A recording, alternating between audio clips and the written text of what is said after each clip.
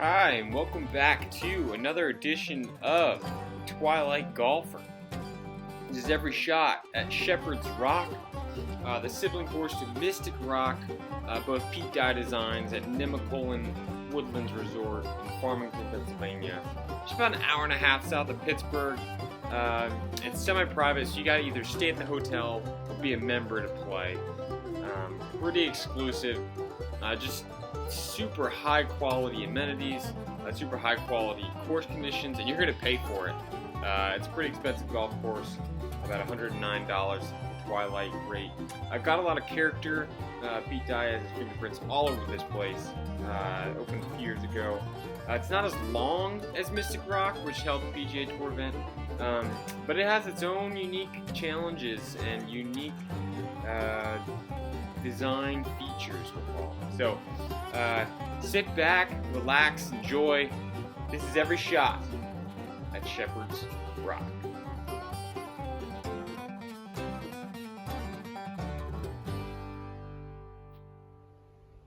Opening hole is a long par 5, doglegging to the left. You're going to see Shepherd's Rock is just a big golf course. It just feels big. It is big. Wide fairways, big greens, long sloping scenery. So starting off with just a nice little cut up to the middle of the fairway, punch 5-iron to get myself in a good spot for a wedge in.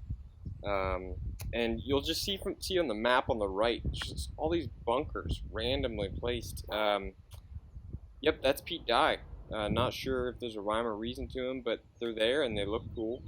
And they obviously messed with my head because I bladed this one off the back. So just trying to get up and down and get anywhere close to make par.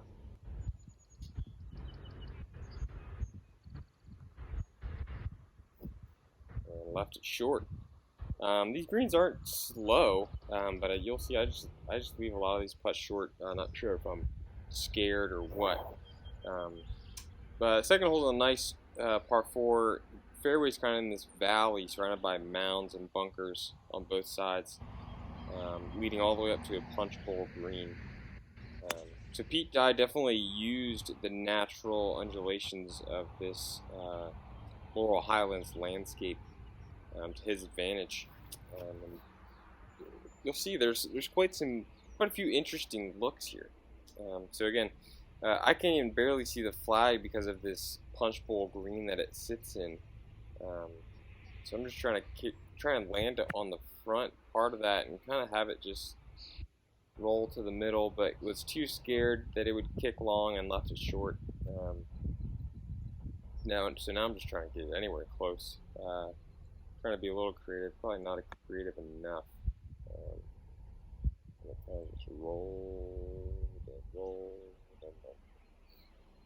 So quite a long look for par. Thought I was going to come back to the left because of the punch bowl, but it actually looks like there's this gully that kind of goes out to the front left portion of the green, just for drainage purposes. But misread that one and walked away with a bogey. There we are, 3 over through 2, and I already pulled my first shot into that wilderness on the left. So hitting my third shot here, and this one does find the fairway. Again, Pete Dye, I'm sure he just designs, part of his design process is just visual. And so again, you probably could have put one big bunker down there to the right of the screen, but instead there's about 7 little ones. I'm at 52 here, just trying to get it anywhere close to this front part of the green where the pin is.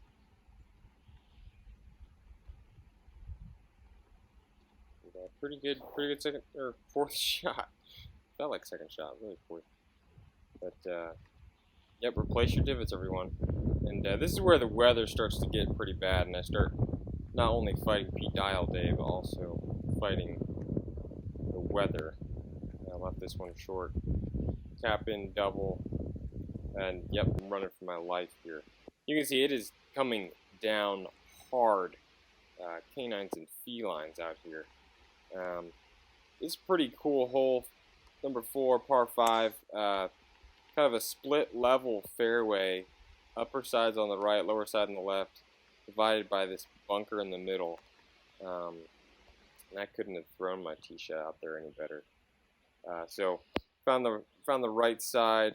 I'm just trying to take a 7-iron and get anywhere close. Can't even see the green over this mound here, so not even sure what the point is of hitting it up the right side, but we're closer nonetheless. Get a pretty good position here to just get a wedge close. You can see the railroad ties on the left of that bunker over there. That's Pete Dye leaving his signature on this place. Yeah, just a little knockdown, 60-degree, and it got up there pretty tight. But as you can see, the rain is coming down, and there's a birdie. And just as the birdie hits, so does the lightning, and I'm running for my life. Sat out for a couple minutes, let the rain pass, and this is just a result of the tight back from sitting for about 20 minutes or so. I just chunked that one. Green's got this cool infinity effect where you can't really see the back of it. But I just hit a little bump and run pitching wedge here. Nestled up there close to the pin. Really cool lake on the back of this. Again, Shepherd's Rock just has all these nice little views, and Pete Dye does a great job putting you in different elevated spots on the golf course to give you these views at the best time. But a lot of these fairways are just sloping either left to right, right to left. You never really have an even lie, even if you're on the fairway. So this one above my feet still just topped it up the right side, and not sure if that little pop bunker in the middle was intimidating me or anything, but ended up rolling up to the middle of the green. I used this bank here on the right, kind of funnel it in there. So I had a look at birdie here. And just missed that on the low side. Looks like a tap in par. And rain is coming down. Took a break there again, let the storm pass a little bit, but the rain was inevitable. And trying to stay out of the rain, also trying to stay out of that lake, and overcooked it to the right there, and found a bunker that. One of the many bunkers that Pete Dye put on this golf course. And this hole nonetheless. There's 1, 2, 3, 4, 5, 6, 7. I count like 9. But chunk of that anyway. I was probably too busy counting bunkers. I didn't focus on my shot. But alright. We're on in 3. Putting for par. Again, it's just the scenery here is just, I think, really what makes this golf course what it is just the different elevations and the different views that it opens up for you to see. Really, I think, separates it from Mystic Rock in just the scale of it. Mystic Rock is long; it's a long golf, but you never really feel like you're in this vast open space. You kind of just feel like you're, going for a nice little walk on a mountain. But this you literally just feel like you're going miles between holes and on holes. Like this is another long par 3. It's not that short to the right. But again, Pete Dye gives you places to bail out here. Like I bailed out to the right, but you have tricky putts, and the pin's in the wrong spot.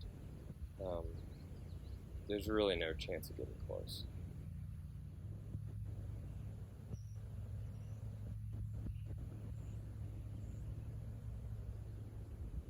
We'll end up 3-putting this.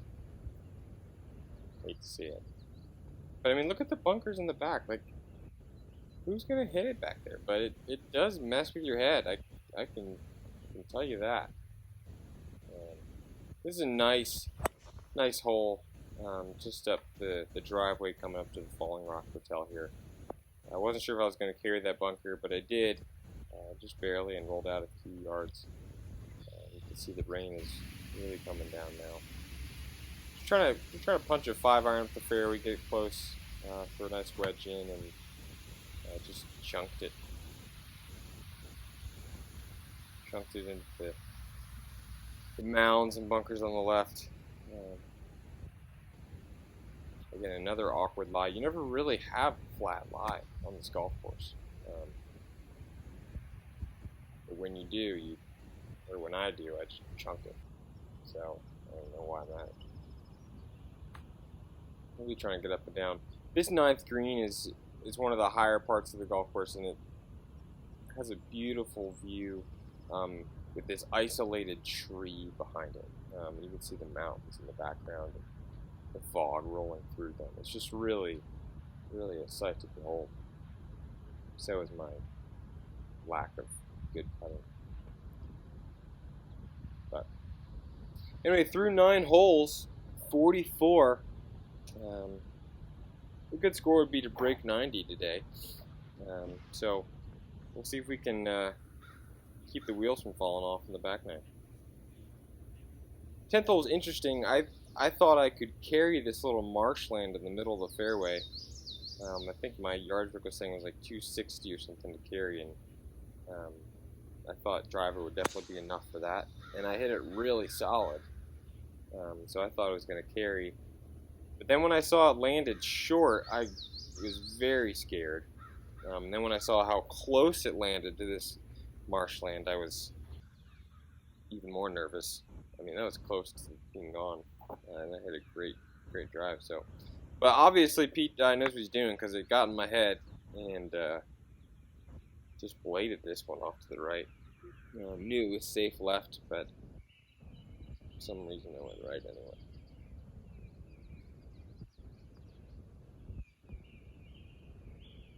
Nice little touch from a precarious lie down there. But this is just a view back towards the tee. You can see just the severity of the sloping of the fairway, as well as just the intimidation of the visual effect it has on you when you're standing over that tee shot.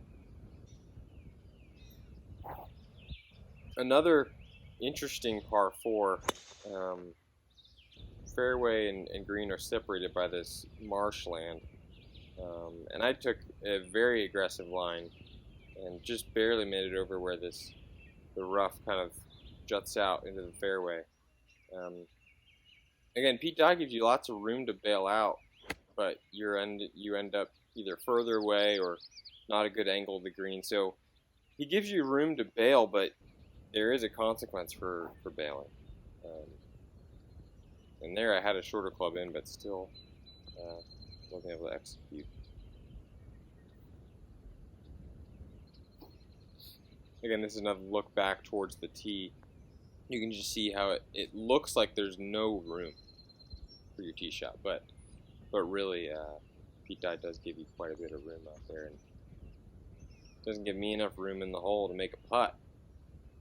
But we walk through it. Oh, this is a cool par 3, 188 yards. That lake again in the background beyond the green. Danger left. He gives you room to go right, so I'll take what Pete Dye can give me. Landed out there, just in the front right part of the green. But again, look at this putt. So you have places to bail, but when you bail, you have a tough shot after that. And again, this one was breaking left to right and right to left, and really just I couldn't pick a line to start this putt on, and ultimately just left it short anyway. But was able to knock down the second one for par. Pretty happy about that. This is another hole that you just feel like you're never going to make it to the green, and it's miles away. You might as well just go home. But really, the fairway's a good 30, 40 yards wide. So he gives you lots of room, but it just messes with your head, and what do? I just yank it left into this nasty stuff. Lose a ball, dropping with my third shot. Retaining wall, can't even see the green. Probably could have made it to the green from there, but instead bailed out with a 6-iron. Now I have another awkward lie up the right side of this fairway, which is higher than the left. Should just have landed this one short of the green and let the the slope, take it towards the hole, but instead tried to land it on the green. That was a mistake, as it kept rolling and rolling and rolled out pretty far. But I mean, look at this view though, like overlooking the lake, the mountains, sun starting to set, fog and mist and clouds from the rainstorm that just passed. It really just was a very, very picturesque place to be. And a pretty good lag putt, if I say so myself. Felt like birdie, but really was bogey. This is another part of the golf course where I just felt like I was out in the middle of nowhere by myself. Not sure if I would have got hurt, if anybody would have found me. So just trying not to get hurt out here. But Pete Dye, another pop bunker, just kind of like right in the middle of the green. Pin was right behind it, so again, just kind of bailed out to the right, hoping I can just two-putt and walk out of here with a par.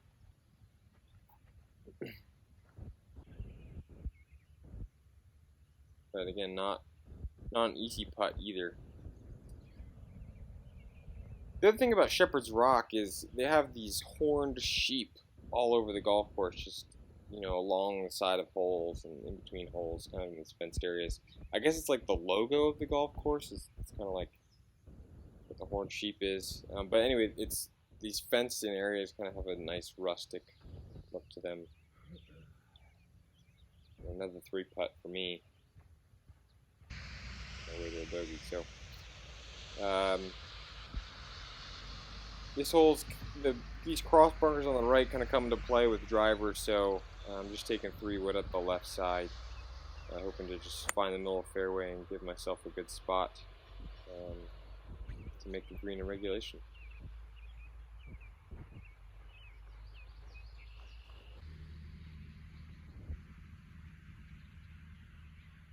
Again, the bunkering that Pete Dye does, I'm not sure how much of it is actually in play or tactical, as much as it is just visually intimidating.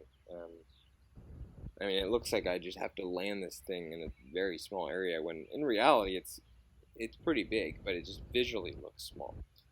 I got this one on in the right spot, have a nice birdie look. And, yep, left it short. Beginning to see a pattern. This is a pretty cool hole. Kind of an elevated fairway. Green's kind of down on the right, just over those bunkers. You're never going to reach it, but the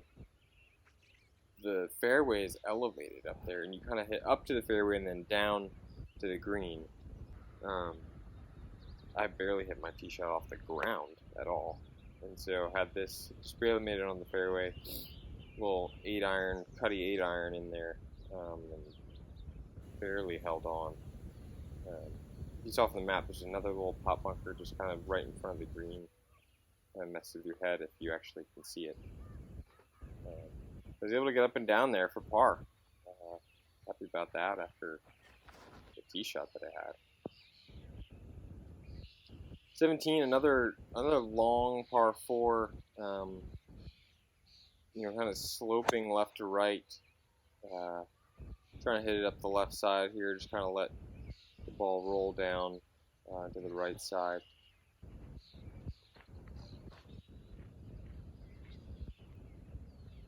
This is kind of cool, hitting up into this green. It's kind of got this retaining wall behind it. Makes you kind of feel like you're hitting into this little slot.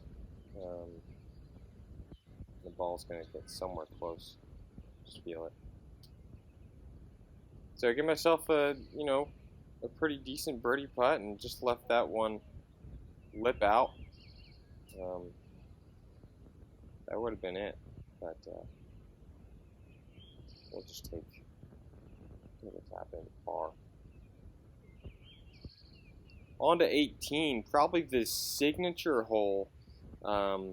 Nice water feature up the right side, also a nice waterfall, kind of right behind the green.